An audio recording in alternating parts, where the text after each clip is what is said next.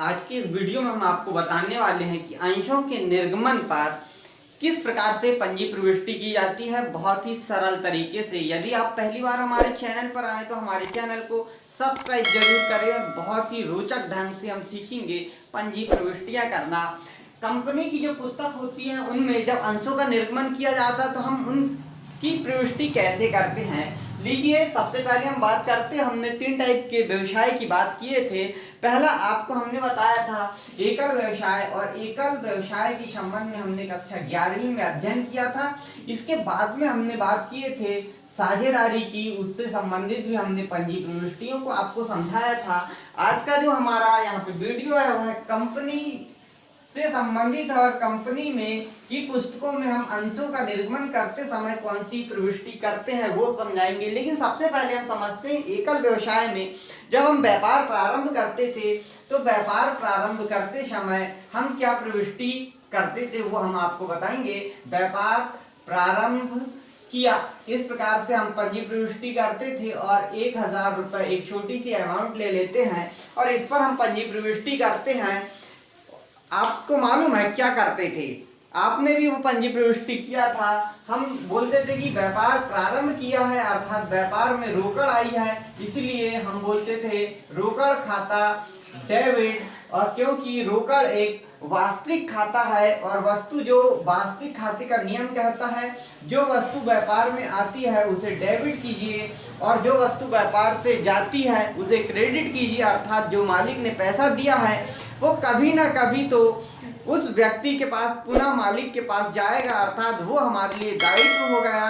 और यह समझ के हम पूंजी खाते को हम क्रेडिट करते थे और प्रविष्टि करते थे पूंजी खाते से, और दोनों को हम इस प्रकार से लिख देते थे। इस प्रकार से यह पंजी प्रविष्टि हमारी पूरी हो जाती थी। यह एकल व्यवसाय में करते थे। सेम ऐसे ही हम जो साझेदारी व्यापार है, इस साझेदारी व्यापार में भी सेम इसी प्रकार पंजी प्रविष्टि करते थे। वो आपने भी सीखा है। साझेदारों ने पैसा लाया, पूंजी लगाई, और पूंजी लगाई तो व्यापार में पैसा आया, और पैसा जो आया, रोकड़ जो आई, वह वास्तविक खाते के अंतर्गत आता है, रोकड़ खाता, इसलिए उसी का नियम आएगा। और हम यहाँ पे बोलते थे रोकड़ खाता डेबिट। अच्छा, क्या होता है, जो व्यापार बड़ा हो गया इसलिए अब हम सिर्फ तिजोरी से ही काम नहीं चलाते, हम बैंक में ही पैसे रखने लगते हैं। इसीलिए हम रोकड़ या सीधे बैंक में भी यह पैसा रख सकते हैं, इसलिए बैंक खाता डेबिट कर देते थे। और यहाँ पर किससे पूंजी तो बिल्कुल ठीक है, पूंजी ही लिखते थे, लेकिन यहाँ पर एक मालिक नहीं है और भी मालिक है, 2 या 2 से अधिक मालिक है, इसीलिए उनको हम आपस में साझेदार के नाम से जानते हैं। तो उन लोगों के नाम से ही यह पूंजी लिखी जाएगी, इसीलिए हम यहाँ प्रविष्टि बनाते हैं साझेदारों के पूंजी खाते से। कुल मिलाकर यह पूंजी ही है और उसे पूंजी खाते के नाम से ही क्रेडिट किया जा रहा है यदि यहाँ पे भी व्यापार प्रारंभ किया है साझेदारी फर्म में। तो हमने 2 फॉर्मेट देखा और दोनों में पैसा आया है, मालिक ने पैसा लगाया है और पूंजी खाते से कहा गया है। इसी प्रकार आप कंपनी की बात करते हैं और कंपनी में भी पैसे लगाने वाले जो होंगे उन्हें मालिक कहा जाएगा। मालिक कहा जाएगा, लेकिन किन्हें कहा जाएगा, कौन पैसा लगाएगा? तो यहाँ पर सरकार द्वारा या अधिनियम में स्पष्ट कहा गया है कि वह व्यक्ति जो यहाँ पर पैसा लगाएगा पूंजी के रूप में, और पूंजी कैसे होती है, टुकड़ों के रूप में होती है, इकाइयों में बटी होती है, और उन इकाइयों को हम अंश कहते हैं। इसीलिए जो पूंजी लगाएगा उसे हम अंश पूंजी कहेंगे। बिल्कुल आपको समझ में आया होगा, और वह भी मालिक बन जाएंगे। तो जिस प्रकार हमने ये दोनों फॉर्मेट में, जैसे साझेदार के रूप में, एकल व्यवसाय के रूप में, साझेदार के रूप में हमने प्रविष्टि की, वैसे ही सेम प्रविष्टि हम कंपनी की पुस्तक में भी करेंगे। और यहाँ पर रोकड़ कभी नहीं आती है क्योंकि यह फॉर्मेट जो है बड़ा हो जाता है। यहाँ पर जो पैसा मिलता है वह सीधे बैंक में मिलता है, इसीलिए जैसे हम यहाँ पर रोकड़ या बैंक की बात कर रहे थे, इसमें साझेदारी के फॉर्मेट में कि सीधे बैंक में पैसा रख दिया गया या सीधे तिजोरी में पैसा आ गया। लेकिन कंपनी की जब स्थिति आती है, कंपनी की पुस्तक में जब लेखा करते हैं तो यहाँ पे हैंड टू हैंड कैश नहीं दिया जाता, यहाँ पे सीधे बैंक में दिया जाता है। इसीलिए सिर्फ एक प्रविष्टि हम बताएंगे कि यदि पैसा आया तो बैंक खाता डेबिट कहा जाएगा, और किससे, यहाँ पर डेबिट जो पूंजी आई है वह अंश के रूप में आई है, इसलिए अंश पूंजी खाते से। यदि यहाँ पर देखिए एक बार में ही पूरी राशि हमें प्राप्त हो जाती है तो हम प्रविष्टि बना लेते हैं बैंक खाता डेबिट अंश पूंजी खाते से। अब आपको यह कहीं पुस्तक में कभी कभी आपके दिमाग में आता होगा कि वहां तो दो दो प्रविष्टि लिखी है और हमने तो एक ही प्रविष्टि आपको बताया, तो बिल्कुल सही। वह दो प्रविष्टि क्यों की गई उस संबंध में भी हम यहाँ पे चर्चा करेंगे विस्तार से। लेकिन आप देखिए सबसे पहले तीनों फॉर्मेट, रोकड़ आई थी एकल व्यवसाय में तो पूंजी खाते से हुआ था, साझेदारी में जब मालिक ने पैसा लगाया था तो साझेदारों के पूंजी खाते से हुआ था, कंपनी में यदि पैसा लगाया है मालिक ने अर्थात जो अंशधारी है, अंश को धारण करने वाला खरीदने वाला ही अंशधारी कहलाएगा, जिनने खरीदा है उनने पैसा लगाया है तो अंश पूंजी खाते से कहलाएगा। बिल्कुल सही। लेकिन हमने यहाँ पे दो फॉर्मेट में लिखा है और वो दो फॉर्मेट कौन कौन से हैं उनकी भी हम यहाँ पे बात कर लेते हैं। थोड़ा हम बोर्ड को साफ करते हैं, इसके बाद आपको बताते हैं। बिल्कुल यहाँ तक आपको बातें समझ में आई होगी। और दो जो प्रविष्टि किए हमने, जो प्रविष्टि यहाँ पे कंपनी के फॉर्मेट में कभी भी नगद या तिजोरी में पैसा नहीं आता है, इसीलिए इसको हम एक तो बैंक में पैसा आएगा सबसे पहले बैंक के रूप में, क्योंकि यहाँ की प्रोसेस ऐसी ही होती है, और बैंक से फिर व्यापार में पैसा आता है।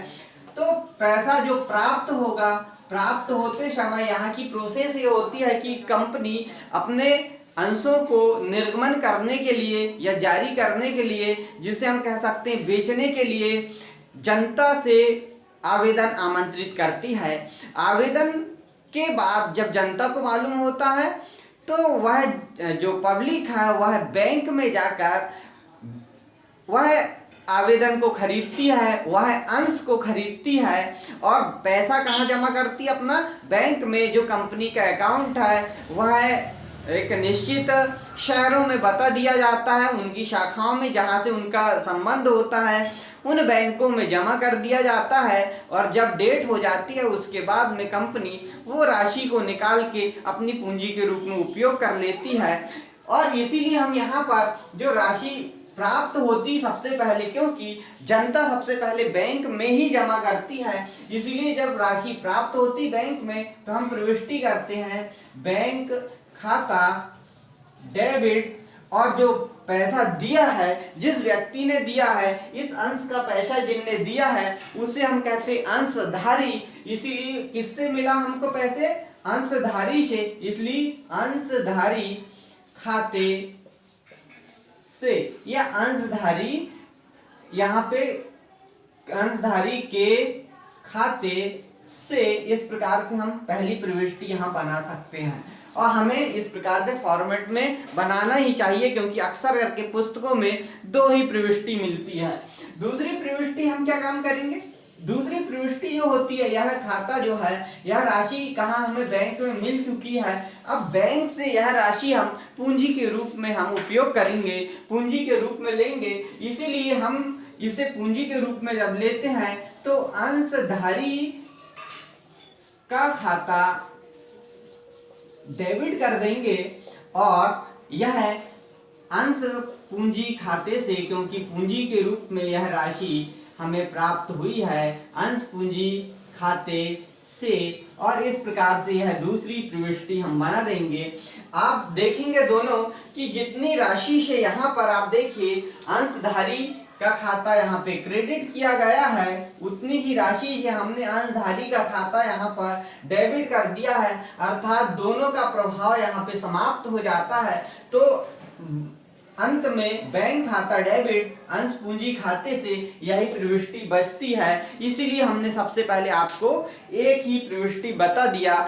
यदि अंशधारी टोटल राशि जो भी है वह पूरी राशि एक बार में ही यदि जमा कर देते हैं तो हम इस प्रकार से पंजी प्रविष्टि करेंगे। चाहे तो आप एक प्रविष्टि कर सकते हो और चाहे तो ये दो प्रकार की प्रविष्टि कर सकते हो। दोनों सही प्रविष्टि है, इसमें कोई भी गलत नहीं है। यदि आप पहली बार हमारे चैनल पर आए हैं तो इस वीडियो को शेयर करें, अधिक से अधिक लाइक करें या ना करें, अच्छा ना लगे तो डिसलाइक कर दें, लेकिन आपको मज़ा आया होगा तो लाइक ज़रूर करें और इस वीडियो को शेयर बिल्कुल ज़रूर करना है आपको। इसके बाद में यदि एक मुश्त राशि आई है, कभी कभी क्या होता है कि इन राशियों को हम अर्थात कंपनी, अपने आप को कंपनी समझना है और हम इन राशियों को इकट्ठी न मांगकर, अर्थात जो पूंजी है वह बहुत बड़ी राशि होती है, उनके टुकड़े जो हम अंश मांग रहे हैं वो इकट्ठी राशि न मांगकर उन राशि को हम छोटे छोटे भागों में और बांट देते हैं और उस प्रकार से राशि मांगते हैं। तो उनकी प्रविष्टि कैसे की जाती है वह भी आपको हम अगले वीडियो में बताएंगे। आप देखते रहे हमारा अगला वीडियो और बिल्कुल दोस्तों को शेयर करें जिससे उन्हें भी फायदा हो। इतना समझ में आया होगा तो आप हमारे वीडियो को लाइक करें और हमारे चैनल को सब्सक्राइब जरूर करें और अधिक से अधिक दोस्तों तक इस वीडियो को शेयर कर दें।